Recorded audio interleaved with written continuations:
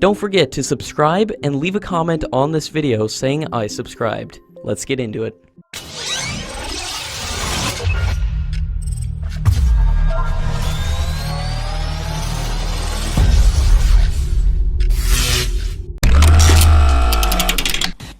India had made an official request to purchase two A-Star aircraft under a government-to-government deal with the US, and a formal letter of request was sent to the US Defense Department expressing intent to procure two intelligence surveillance target acquisition and reconnaissance aircraft via the Foreign Military Sales Program.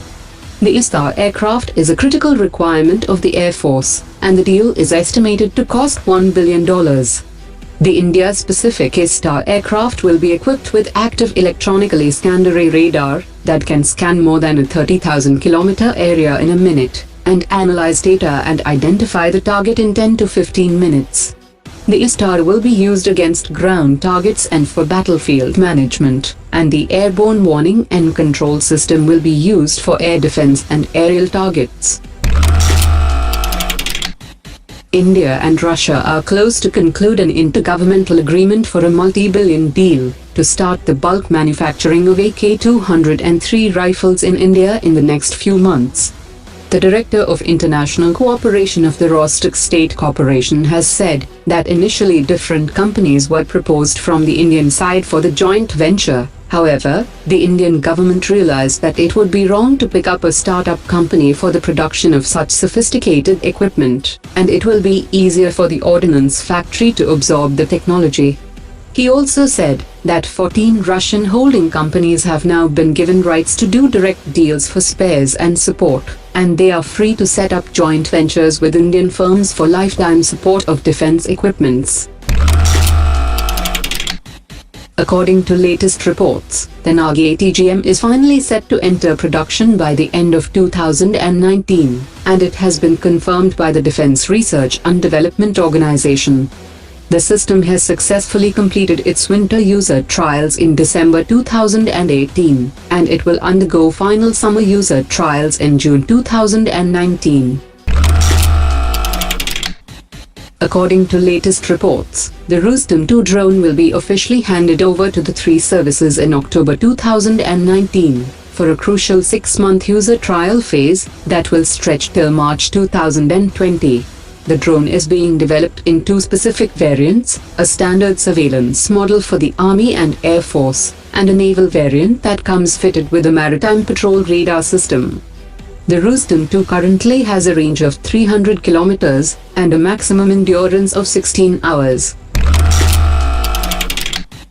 According to latest reports, DRDO will test its newly developed smart anti-airfield system in May 2019, and it will be tested over the sea from an aircraft flying at around 20,000 feet, and it will then glide over towards a designated target some 80 kilometers away.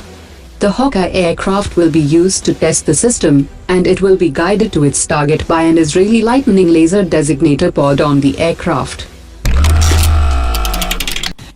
The light utility helicopter is now inching closer to its initial operational clearance, which is expected to be achieved by September 2019. The helicopter has already cleared cold and hot weather trials, and Hindustan Aeronautics is now preparing to carry out the sea trials. The light utility helicopter is a 3-ton class new generation single-engine helicopter, which is set to replace the Chetak helicopters in service with the Indian Army and Air Force.